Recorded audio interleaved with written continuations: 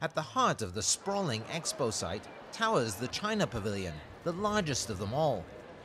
But many of the more than 190 countries taking part in this World's Fair have also been keen to make dazzling statements with their pavilions. Ever since the first expo a century and a half ago, people have questioned the wisdom of such expenditure.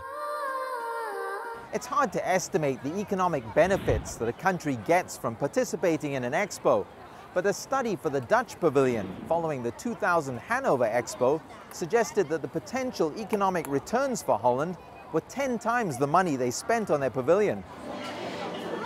More than 70 million people, 95% of them Chinese, are expected to visit the fair before it closes in October, the most ever to visit an expo, and exceeding all prior expectations.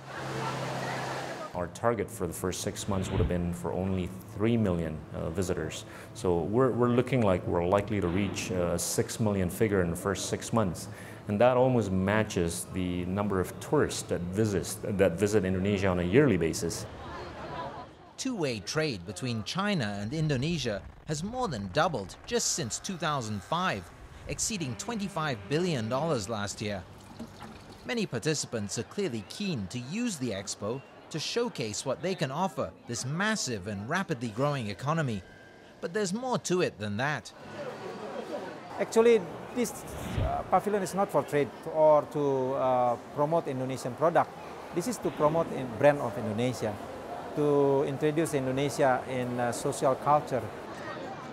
In the shadow of the giant China Pavilion is the Pavilion of Taiwan, a place excluded from many international get-togethers, and that has historically had fractious relations with the People's Republic. The last time we participated in World Expo was in Osaka in 1970. So this is very important for us to participate here in Shanghai.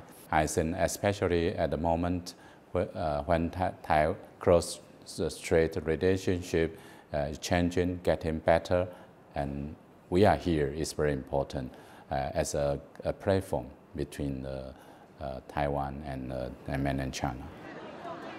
Behind the scenes, plenty of business interactions and deals are taking place, but the organizers see much greater returns for China. 因为我们国家呢，这个 Although China has opened its doors for 30 years, Chinese people's understanding of the world is still far behind. So a lot of Chinese want to learn about foreign culture through this event. So much so that they're willing to spend as long queuing to get into a country's pavilion as it would take to travel to the country itself.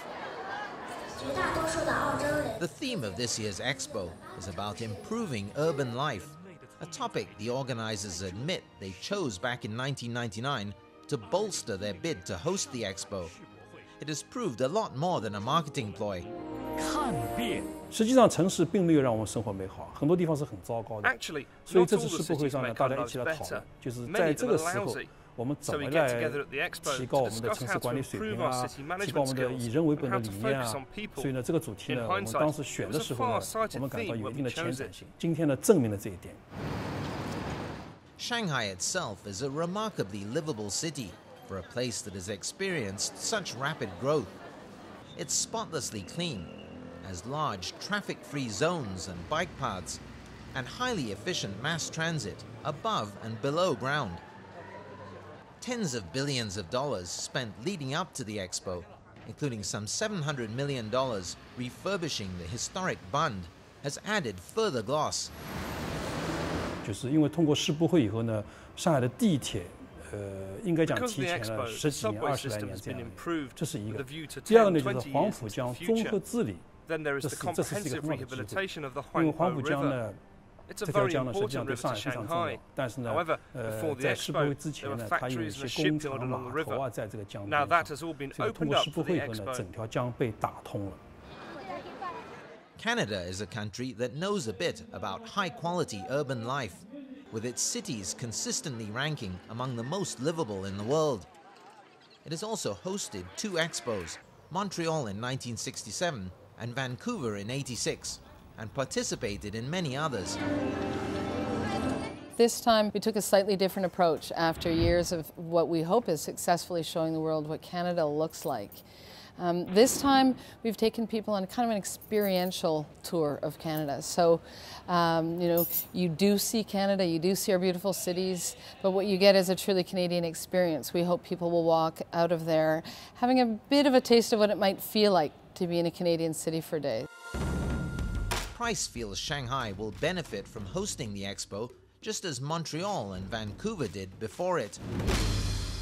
You come out a changed society, come out a society with new ideas, new energy, and new models to build on. And so you feel it here in Shanghai too. And though almost all the pavilions will be dismantled at the end of the 6 months, the China Pavilion, the new infrastructure, and the memories of Shanghai's people are sure to last long into the future.